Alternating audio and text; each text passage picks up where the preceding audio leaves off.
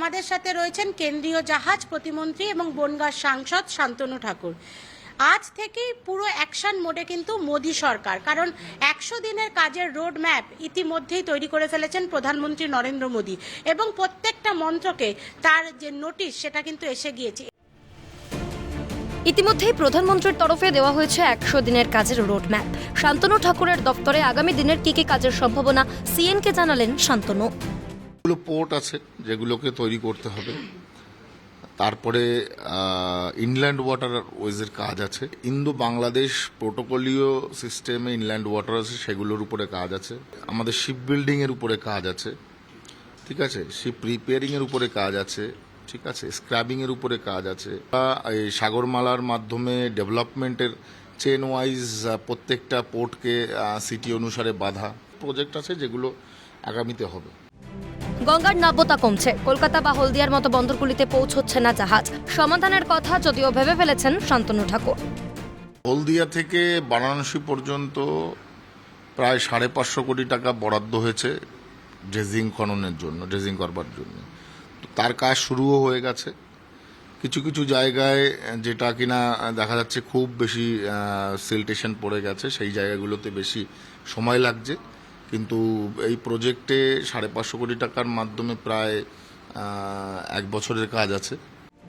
শুধু তাই না, এক্সক্লুসিভলি সিএনকে শান্তনু জানালেন পশ্চিমবঙ্গের গঙ্গাবক্ষে হাইড্রোজেন ভেসেল চালানোর পরিকল্পনা করছেন কেন্দ্রীয় জাহাজ প্রতিমন্ত্রী। আমরা হাইড্রোজেন ভেসেলস যেটা আছে সেটাকে আমরা অলরেডি সাজেস্ট করেছি যে কলকাতাতে পারাপার করবার জন্য যেটা ফেরির কাজ করা হয় সেখানে ওখানে চালানো হবে। এতে পলিউশন ফ্রি হবে, ঠিক আছে, টার্ন অ্যারাউন্ড টাইম অনেক কমবে, পাশাপাশি একটা কি বলে ওটাকে গ্রিন ভিজিবিলিটি যেটা বলা হয় সেই গ্রিন ভিজিবিলিটিও আসবে, মানুষের ক্ষেত্রে অনেক সহজ হবে জীবনযাপন করা। আমি মনে হয় তাজপুর বন্দরে বাংলার টেন্ডার বিতর্ক নিয়ে জোর বেঁধেন মুখ্যমন্ত্রীকে। কেন্দ্র প্রকল্পের কথা বললেও বাংলার সরকার তাতে কর্ণপাত করেনি। এর দায় সম্পূর্ণ মুখ্যমন্ত্রীর, সাফ জানান শান্তনু। সেন্ট্রাল গভর্নমেন্ট প্রপোজাল দিয়েছিল ওখানে কাজ করার জন্য, স্টেট গভর্নমেন্ট রাজি হয়নি, মুখ্যমন্ত্রী রাজি হয়নি। তো ওনারা বলছেন, ওনারা কখনো বলছেন নিজেরা করবেন, কখনো বলছে প্রাইভেটাইজেশন হবে, এই সমস্ত কথাবার্তাই শুধু চলছে। অ্যাকচুয়ালি ওরা পারবে না করতে, ওদের টাকা কোথায়? যুক্তরাষ্ট্রীয় কাঠামো ছাড়া আমরা কাজ করতে পারি না, সবাই জানে, অ্যাজ পার দ্য ল। তো সেখানে ওরা যদি আমাদের এনওসি না দেয়, আমাদের কনসার্ন নিয়ে কি হবে? সম্পূর্ণ দায় মুখ্যমন্ত্রীর। মুখ্যমন্ত্রীর জন্য দায়ী যদি কোনো আমাদের সরকারিভাবে আমরা রেভিনিউ লস করে থাকি। সব শেষে শান্তনু সিএনকে জানালেন মাননীয় প্রধানমন্ত্রীর সব লক্ষ্য গিয়ে মিশেছে একটাই বিন্দুতে, আর তা হলো 2047-এ বিকশিত ভারত। সেই বিকশিত ভারতের কথা মাথায় রেখেই তাদের এগিয়ে চলা, যাতে সব উন্নয়ন অন্তর্ভুক্ত।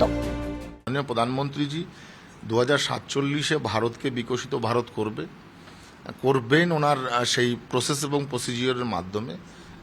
আমি মনে করি এটাই বড় আমাদের সামনে আগামী দিনের লক্ষ্য। পশ্চিমবঙ্গের গঙ্গাবক্ষে হাইড্রোজেন ভেসেল চালানোর পরিকল্পনা করছেন কেন্দ্রীয় জাহাজ প্রতিমন্ত্রী শান্তনু ঠাকুর। দীর্ঘদিন ধরে এই পরিকল্পনা ছিল তার, এবং 100টি কাজের যে নোটিশ, অর্থাৎ 100টি প্রকল্পের যাবতীয় তথ্যাবলী কিন্তু পিএমওকে ইতিমধ্যেই তার কাছে এসে পৌঁছে গিয়েছে। আমি সেই ছবি দেখাচ্ছি। সুতরাং এটা নিয়েই আগামী দিনের রোডম্যাপ হবে এবং সম্পূর্ণ অ্যাকশনে কিন্তু মোদী ক্যাবিনেট এবং একই সাথে জাহাজ প্রতিমন্ত্রী শান্তনু ঠাকুর। আগামীতে আমরা দেখব পশ্চিমবঙ্গ তথা দেশের জন্য কি কি করলেন তিনি। নিউ দিল্লি থেকে ক্যামেরা পার্সন জ্যাকি সিং এর সাথে ইন্দ্রাণী দাশগুপ্তর রিপোর্ট, ক্যালকাটা নিউজ।